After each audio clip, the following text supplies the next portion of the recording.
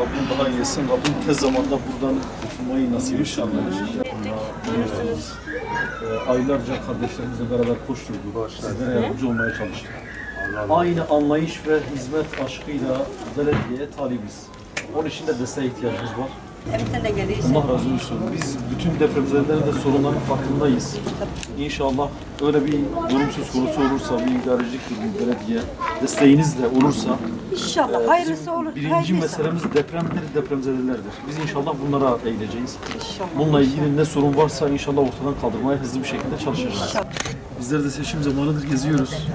Daha öncelerde de buraya geldik. Diğer konteyner kentlerde de gezdik. Belki bu mıntıkaya gelmedik ama oylarınıza talibiz, desteğinize talibiz. Mirapar Belediye Başkan adayımız Sayın Mustafa Yetiş. Kan çekti ve diyeyim Allah bilmiyor ama sıkıntı yok. Nasılsınız abla, iyisiniz? Sağ olasın. Durumunuz iyidir. Çok şükür. Bir daha edin. Rabbim daha iyi etsin. Böyle afatlara bir daha rast Rabbim gelmiyor bir daha böyle bir inşallah. musibet yaşatmasın bize. Amin amin. Bizim bir hizmet anlayışımız var. Biz de bu itibariyle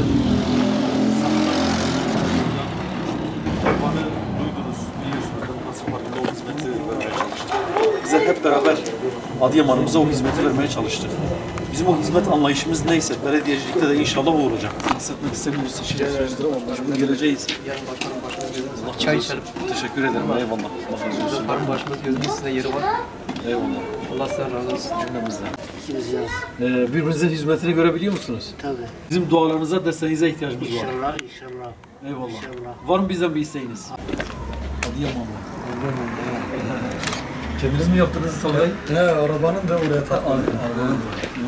Buyurun oturun bir şeyler. Allah razı olsun, sağ olasın. Buradan yemek yiyeceğiz. Sağ olun. Eyvallah. Allah razı olsun, sağ olasın. İyisiniz inşallah. Allah razı olsun.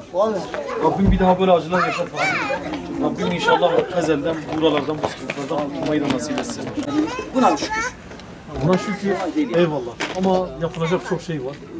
Biz bunların hepsinin farkındayız.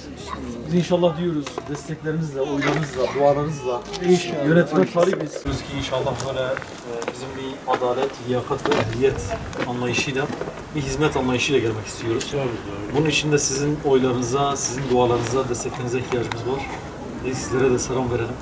Kaç dönem? Bir dönem. Niye? Hayırdır? Vallahi ne bileyim, işte başta dedim olsa da olmasa da bu son dedim.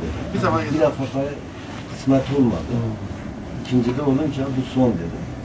Öyle de sözümüzde Hayırlısı olsun. kısmet tabii. Önce 5 dedi, şu an bir tane yakınımıza bir Kahtada Yeni mahallede var.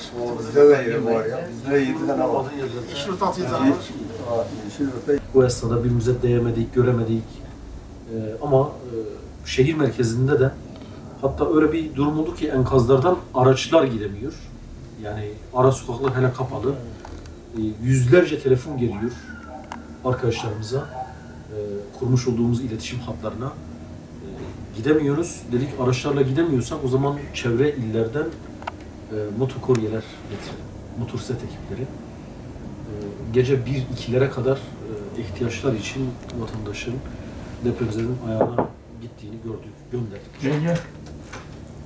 Bu açıdan aynı durumdayız muhtarım. Onu söyleyeyim ben. Meseleyi anlama ve kavrama açısından aynı noktadayız.